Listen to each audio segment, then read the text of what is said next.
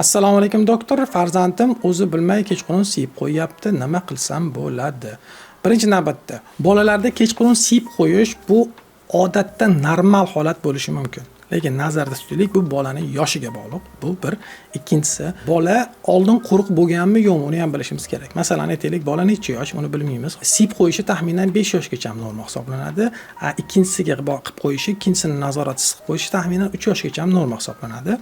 Endi agar bolangiz 3 yoshdan kichkina bo'lsa, masalan, birinchisi, ikkinchisi, oldin hech ham garshuvga o'rganmagan bo'lsa, unda vaqti bilan siyib qo'yish hech narsa emas. Bu bir. Ikkinchisi, keyin bolalarda nazarda tutaylik, uxlayotgan paytda siyib qo'yish ehtimoli uyg'oqlikka qaraganda baland bo'ladi. Nega? Chunki bola uxlayotgan paytda qo'riqni nazorati va orqa teshikni nazorati pasayadi va uni o'zi bilmaydi ba'zi paytda siyib yoki ikkinchisini qilib qo'yganini. Shuning uchun agar bolangiz uyg'oqlik paytda yaxshi yursa-da, kechqurun siyib qo'yayotgan bo'lsa, bu ehtimol hozirgi holat uchun, hozirgi vaqt uchun norma bo'lishi mumkin. Aytaylik, agar bolangiz 3 yoshdan katta bo'lsa yoki oldin garshokka o'rganib, endi yana boshqatdan siyib qo'yishni boshlayotgan bo'lsa, unda har xil muammolar bo'lishi mumkin. Birinchi navbatda bolada stress, asab tizimining muammolari va rivojlanish bilan bog'liq muammolar. Masalan, aytaylik, bo'lishi mumkin bolalar yangi bog'chaga chiqqanda yoki yangi nimadir o'rganishni boshlayotganda yoki o'zidan keyingi ukasi yoki singlisi tug'ilganda ham shunaqa holat kuzatiladi. Masalan, bola 4 yosh allaqachon garshokka o'rgangan, oldin siyib qo'ymasdi, to'g'rimi?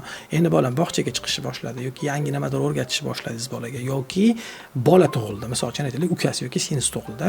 Birdaniga bola siyib qo'yishni boshlaydi shu yuqoridagi voqealardan keyin. Bu nimani dalolat? Siz bu dalolat bola stressga tushganligi tufayli bola oldingi nazorat qila olgan narsalarni nazorat qila olmay qoladi. Bu birinchisi. Ikkinchisi, bola tug'ilgandan keyin ham ba'zi holatlarda buni otini ruhiy regressiya deb nomlanadi. Ruhiy regressiya degani nima deganingiz, bola kattalik paytiga qaraganda kichkinalik paytdagi o'ziga bo'lgan e'tiborni eslab qoladi va natijada ona yangi bolaga, tug'ilgan bolaga ko'proq e'tibor berayotganligi tufayli psixologik bolada nima paydo bo'ladi? Stress. Va natijada u bola oldingi bolalik paytda qilib qo'ygan ishlarni boshlaydi. Masalan, aytaylik, siyib qo'yish yoki boyagidagi oldin qilmagan yoki oldin ko'nikma hosil qilgan, lekin hozir yana qaytadan o'sha ko'nikmani unutib qo'yganini sezishingiz mumkin bo'ladi. Yana bitta narsani nazarda tutaylik, bu genetik moyillik. Ba'zi bolalarda siyib qo'yish bo'ladi, sabab uni otasida yoki onasida shunaqa siyib qo'yish kuzatilgan bo'ladi. Shuning uchun ham ular kechroq qo'riq kontrolini, ya'ni o'sha siyish nazoratini yo'q qo'riq nazoratini kechroq boshlashadi. Siydik yo'llari infeksiyalar.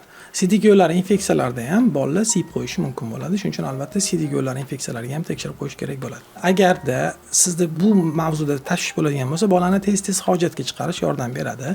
Keyin bolani jazolamaslik, balki rag'batlantirish bilan garshokka o'rgatish. Masalan, qanaqa? Siz men hozir 2,5 yashar, 3 yasharlik bolamda garshokka har safar o'tirganda kichkina bo'lak nimadir rag'bat beraman, masalan, shirinlik. U nima beradi bolaga desangiz, bolani garshokka o'tirishi bilan rag'batni orasida bog'liqlik hosil qiladi va yangi xulq shakllantirishga yordam beradi.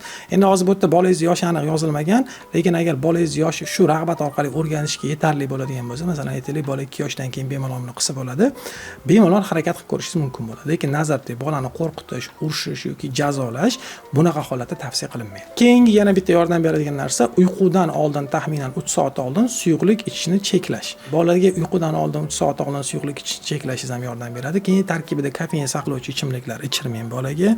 Bolani o'sha tunni ma'lum qismida turib siydirish.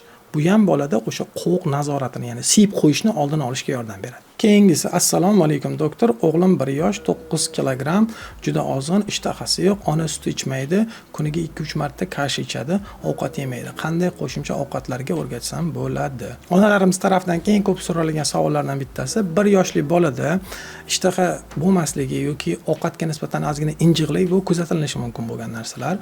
Birinchi navbatda qo'shishingiz mumkin bo'lgan narsalardan meva, sabzavot va shularni pyuregidan boshlaysiz bo'ladi. Chunki bola taxminan 1 yosh bo'lsa, 12 oylik bemalol ularni iste'mol qila oladi.